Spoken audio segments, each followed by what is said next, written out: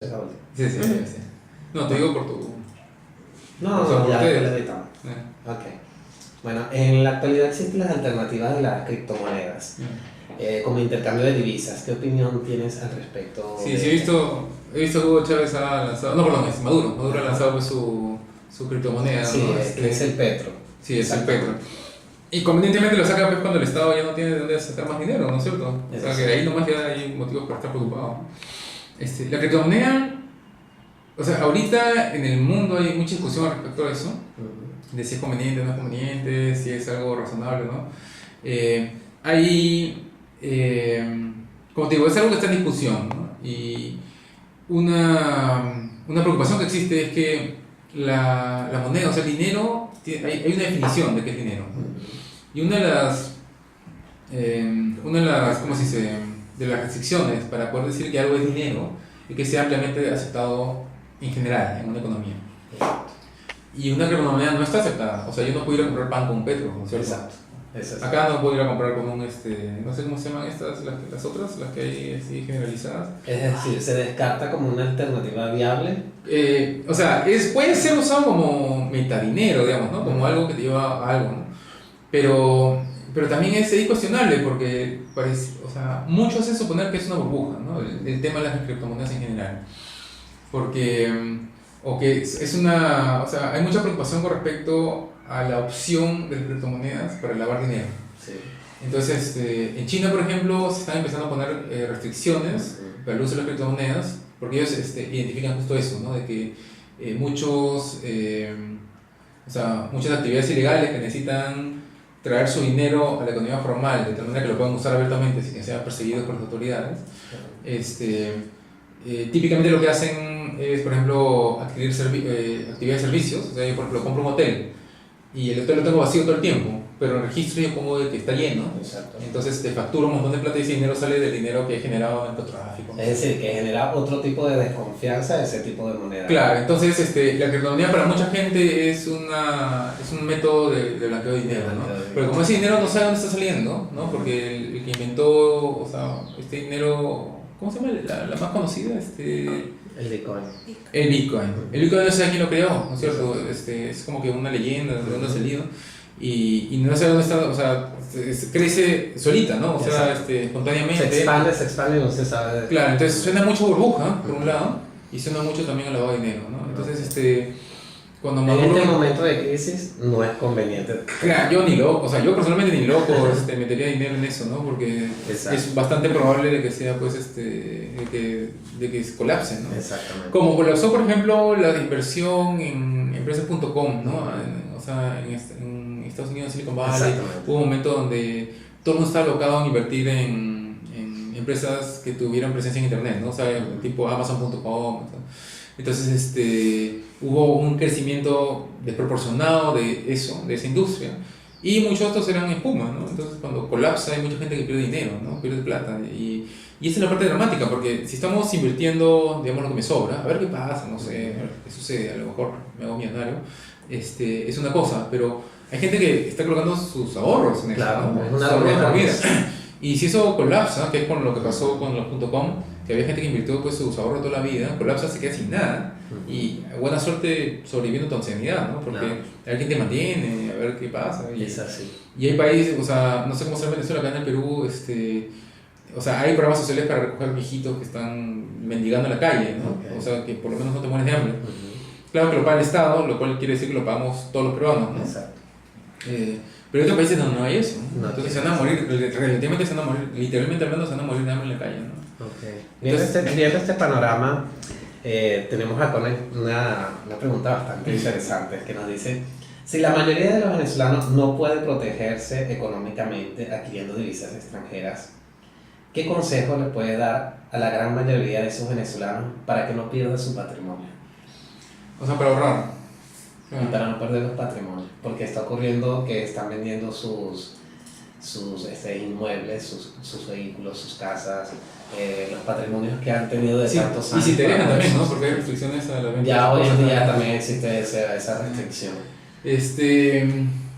Bueno, hay alternativas, ¿no? Porque en Venezuela hay una restricción a sacar el dinero, ¿cierto? No, tú no puedes sacar el dinero del Estado, del país, ¿cierto? Ya no puedes comprar dólares, no puedes comprar dólares. No, la compra y venta de dólares no existe, el gobierno lo tiene regulado, solamente se utilizan para medicinas y él mismo es el que maneja esos recursos. Y esas divisas son distribuidas a diferentes empresas, bien sean públicas o privadas, en determinados momentos para que ellos puedan producir. Y no siempre va a llegar en el momento indicado. Claro. Es así. O sea, hay ahorro, o sea, hay recursos que son como que refugio, o sea, les llama refugio en economía. Por ejemplo, el oro. Cuando tú compras oro, el oro siempre va a tener valor, independientemente de la crisis o de que haya guerras. Igual el oro es oro, ¿no? Entonces, en situaciones de crisis, mucha gente lo que hace es comprar oro y lo almacena, ¿no? Es una opción. Otra opción es invertir en servicios, ¿no? Que, por ejemplo, o sea, ¿cuánto más puede durar la crisis en Venezuela? No sé, media década, una década más. O sea, ¿cuánto tiempo más va a suceder? O sea, vamos a estar en esta situación, ¿no? Exacto. Entonces, lo que pasó, por ejemplo, en el Perú es que muchas familias empezaron a invertir en educación de sus hijos, ¿no? Entonces, hay una generación ahí de peruanos que fueron, o sea, desproporcionadamente mejor educados que otros, peruanos que vinieron antes o después, porque la gente acá estaba invirtiendo en su educación, porque no había otra cosa en que invertir, o sea, ¿no? La economía está colapsada, claro, y la bolsa está pues, por los suelos, y no puedes, acá tampoco puedes sacar el dinero así nomás. Exacto. Entonces, bueno, me tiro todo mi dinero en que mi hijo pues, tenga la mejor educación posible, ¿no? Es otra opción. Entonces, hay opciones, ¿no? Pero la mejor inversión siempre va a ser reformar, o sea, ¿cómo se llama? Darle fin a esa crisis, ¿no? Darle fin a la crisis. Bueno, y si eso, como pasaba acá, por lo menos, bueno, lo que pasa es que acá en el Perú la contraparte política no es muy fuerte, ¿no? O sea, hay una crisis económica histórica, o sea, ¿cómo se llama? Un caso de estudio, pero que políticamente no tenía una contraparte muy fuerte, o sea, no era parte de un modelo político muy sólido, ¿no? Como sí lo había sido años atrás, ¿no? Décadas atrás, cuando tuvimos el gobierno de Velasco, la crisis económica que se iba generando desde entonces, o la reforma agraria, por ejemplo, que se hizo, tenía una contraparte social y política muy fuerte. Entonces, oponerte, digamos, a estas medidas económicas era pues una locura, era que te maten, o sea, era que te vayan a tu casa a matarte, básicamente, ¿no? Pero en Venezuela ya está sucediendo eso, ¿no? O sea, la contraparte, o sea, la crisis económica tiene una contraparte política muy fuerte. Exacto. Entonces, o sea, la solución viene más por la parte política, ¿no? O sea, va a venir más por el lado de hacer frente a esta situación, que eso sí ya no sé cómo se hace, o sea, eso ya es una cuestión que hay que manejar desde otro... Claro, desde otro enfoque, ¿no? Teniendo eso, podría visualizarme o decirme qué sucedería si Venezuela se sigue prolongando esta situación de hiperinflación. ¿Qué ocurriría en ese escenario? O sea, hay gente que opina, o sea, si tú lees textos o sea, porque la presencia de la crisis en Venezuela es una preocupación para toda Latinoamérica en realidad, ¿no? O sea, no es algo de que hagan lo que quieran, a ver qué pasa, ¿no? Sino que a toda Latinoamérica les preocupa, ¿no? Porque nos afecta a todos en cierta medida, ¿no? Acá en el Perú quizás lo más obvio es la migración que ha habido, ¿no? De Venezuela a Perú, que ha sido, o sea, no ha sido tan grande como dicen los medios, ¿no? Porque los medios no querían magnificar, pero ha sido fuerte, ¿no? Y ha tenido, digamos, ha sido notorio, ¿no? Y hay gente que opina, o sea, cuando tú lees textos hay gente que dice que no, pero esto va a colapsar ahorita, no puede seguir eternamente. Pero eso se lo vienen diciendo hace 10 años, o sea, Oppenheimer, por ejemplo, Oppenheimer, que es periodista argentino que está en Miami, me parece. Él viene prediciendo ya la caída del gobierno venezolano de hace un montón de tiempo, ¿no? Y sigue ahí, o sea, sigue funcionando. Entonces, hay países que han colapsado totalmente, ¿no? Ante una mala dictadura, ¿no? Tú puedes tener Cuba, por ejemplo, ¿no? Cuba se ha mantenido pues ya que medio siglo ahí, y ha sido una crisis que ha sido autosostenida, o sea, los cubanos pueden seguir viviendo ahí en su isla, en su pobreza total, eternamente, ¿no? Si es que no hay una intervención externa que pareciera que es lo que está viendo ahorita, ¿no? Esta reforma que está empezando a ver, digamos, podría llevar, digamos, a una nueva Cuba, ¿no? Pero es posible que, o sea, es una posibilidad que Venezuela siga tal cual por un par de generaciones más, ¿no? Wow.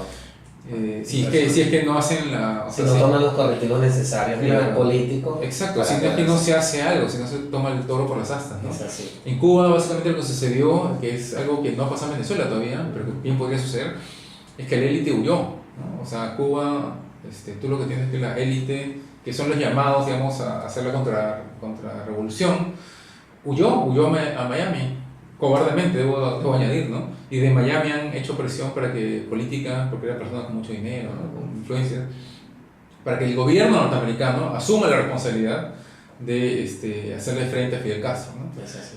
Y eso pues es una actitud pues irresponsable, cobarde, pues, ¿no? O sea, si esto te quedas y luchas, ¿no? Después de ocasionar tanto daño, te escapas como un cobarde. Claro, claro, exactamente, huyes como un cobarde, ¿no? Y eso en Venezuela no ha pasado, ¿no? O sea, hay una élite política, digamos, empresarial que todavía está ahí haciendo la lucha, ¿no? Exactamente. Entonces, ahí la solución viene por apoyar, quizás no específicamente esa, si no te caen, ¿no? Pero hacer algo al respecto, ¿no? Claro. Acá en el Perú, por ejemplo, nosotros, cuando fue la crisis de los 80s y, ¿cómo se llama? Y que venía, o sea, coincidentemente con una guerra interna bastante dura, hubo un grupo de la población que se fue, ¿no? Y otro grupo que se quedó, ¿no? Y somos los que, o sea, por mi familia optó por quedarse en el Perú, ¿no? Nosotros hemos tenido la opción de irnos a otro lugar, o mi papá optó por quedarse así de manera ejecutiva, ¿no? Básicamente. Son los que se han quedado, los que han, ¿cómo se llama?, sido los arquitectos de este nuevo país, ¿no? De esta nueva generación, de este nuevo país que ha surgido, ¿no? Entonces, como te decía hace un rato, momentos de crisis no solamente son momentos de sufrimiento, sino momentos de oportunidades, ¿no? Entonces, esta es una oportunidad de refundar, digamos, un país con unos criterios más equitativos, más pacíficos, más tolerantes también, ¿no? Exacto. Y eso es... y eso es importante. Y eso depende, claro, y eso depende estrictamente de ustedes, ¿no? O sea, claro, de los venezolanos. Es así. Que buscar nosotros la misma solución. Claro, y ahí nace esta interrogante que nos dice, ¿qué escenario queda después de la hiperinflación? Es, como te decía, ¿no? Es un país, o sea, un país en crisis, un país que está en, o sea, tú puedes verlo como un país destruido, que hay que irse acá, o como un país que está en cero, lleno de oportunidades, un montón de vacíos que llenar, ¿no? Y por lo menos lo que vimos en el Perú es que después de la hiperinflación hubo un país que creció explosivamente, o sea, después de las reformas adecuadas creció explosivamente, y que trajo desarrollo y progreso a un gran sector de la población, ¿no?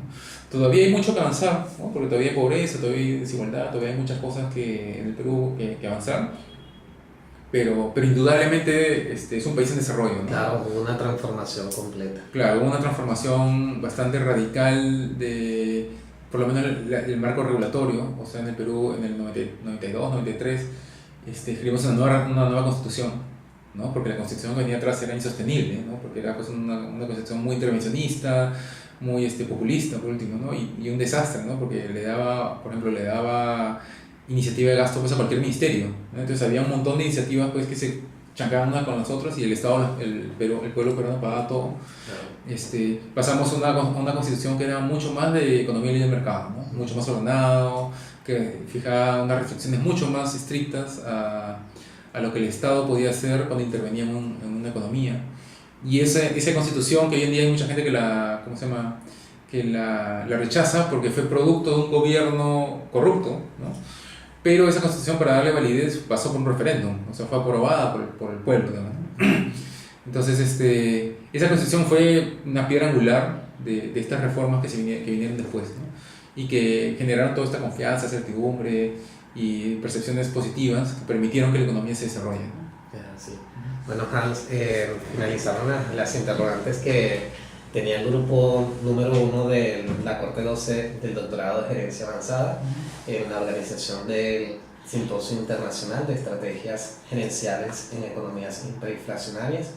Debo darte las gracias por responder a estas interrogantes que nos van a permitir a los venezolanos de alguna manera poder generar algunas respuestas que necesitamos en este momento de crisis y que contribuye no solamente al escenario económico, sino al empresarial, sino a la actividad académica que estamos desarrollando dentro del doctorado, que es parte de la culminación de este trayecto académico, y nos honra tenerte acá como uno de los participantes a nivel internacional, y muy sabias palabras nos acabas de mencionar, y quiero agradecerle al público también por estar presente y recordarles nos sigan por nuestras redes sociales a través del Simposio Internacional de GEA y a través de nuestro sitio web Simposio Internacional 6 witsit.com, Simposio de GEA.